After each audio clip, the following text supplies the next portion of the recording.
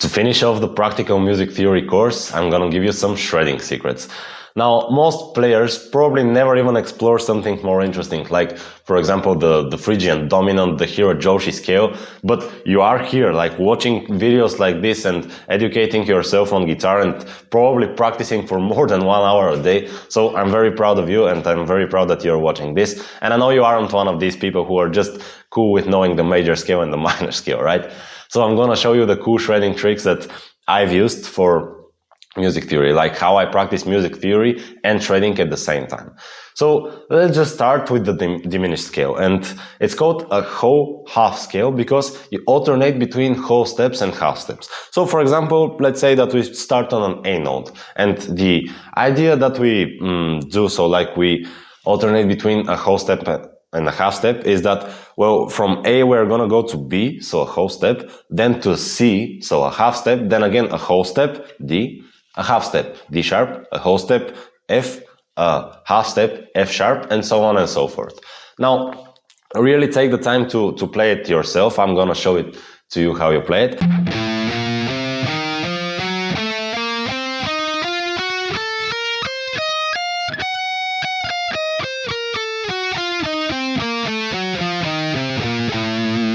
But really take the time to see what's interesting here.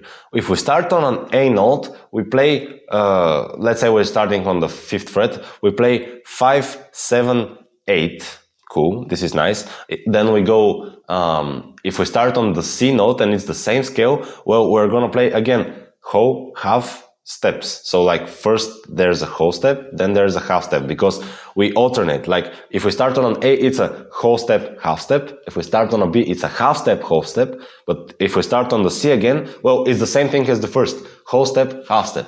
So first, if we start on the 5th fret, like the A note, we're gonna play 5, 7, 8. If we start on the 7th fret and again play 3 notes, we're gonna play 7, 8, 10.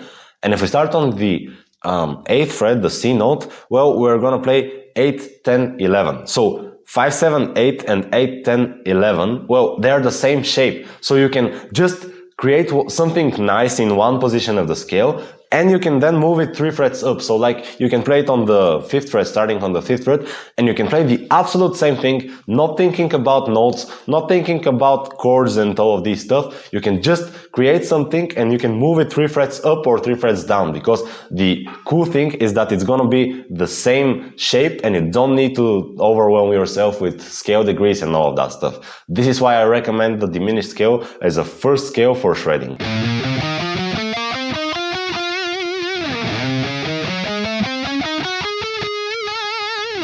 So now let's talk about a few things that you can do with the diminished scale. And the first thing that I really want to show you, and I really want you to get it, is, well, the diminished arpeggios. And how do we create them? Well, we just skip notes, like we skip one note from the diminished scale and we create arpeggios. For example, if we start, for instance, on the 5th fret and the 8th fret here of the E string, let's say, well, we're going to play 8, 5, then we're gonna play 7 on the B note, and we're gonna play 8, 7 on the B string, excuse me. So we play 8 on the E string, 5 on the E string, 7 on the B string, and 8 on the G string. And this is really the most, like, the simplest way to play a diminished arpeggio, and you can use that. You can just get used to it in one position, and you can start moving it 3 frets up, 3 frets down. Yngwie Malmsteen does this all the time. I'm sure you can hear this if you just listen to any song of his. He's probably gonna use some diminished arpeggios, and here's how you play them.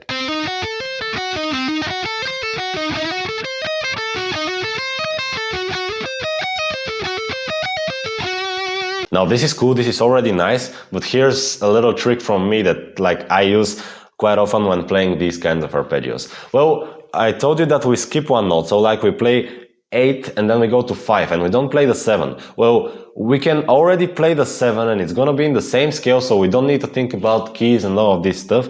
Well, you can extend the arpeggios doing this kind of thing, and again you can move it up or down 3 frets.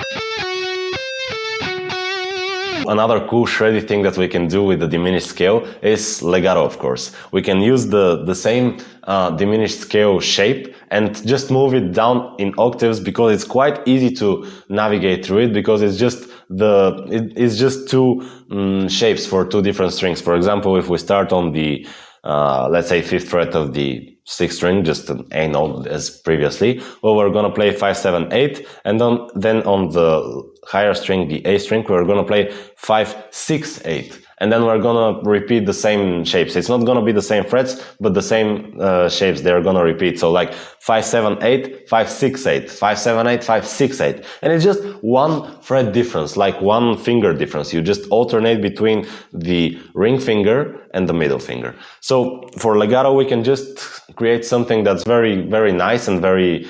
It doesn't have to be long, but if you create something that's longer and like unique of your style and you repeat it over octaves, it's gonna sound amazing. Now, what you can also do is, of course, because we're playing in the diminished scale, you can just move that thing up or down 3 frets, and again, it's gonna be in the same scale.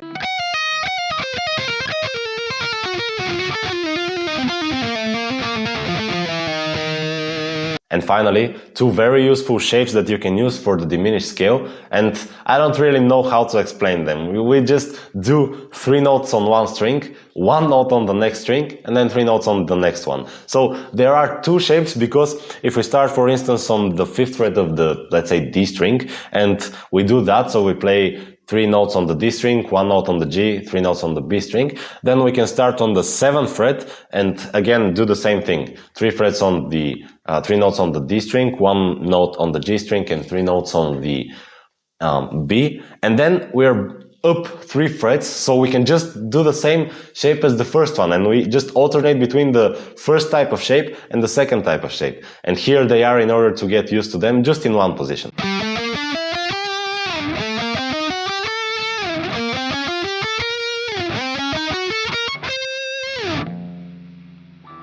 And these are quite useful because they're quite melodic and you don't need to think of something super creative to make them sound good in your solos, right?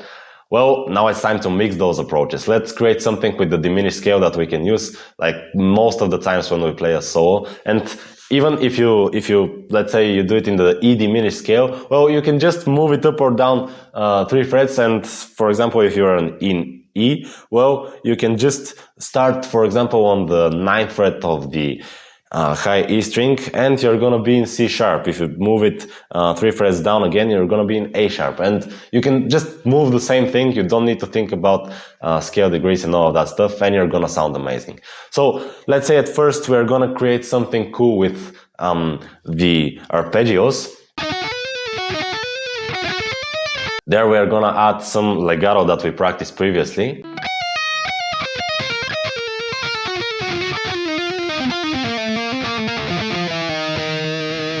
And finally, let's add the 2 shapes that I explained, and let's just add the first one so we don't overwhelm the listener. But if you want, of course, you can add the 2.